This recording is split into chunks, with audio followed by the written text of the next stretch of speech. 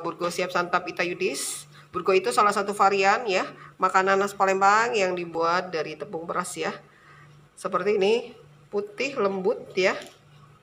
Nih, disantap dengan kuah santan ya, yang rasanya gurih, asid, lemaknya. Terus ditambah dengan sambal cengeh yang asam, manis, pedas, mantap. Salam Burgo wong Palembang. Memang lemaknya.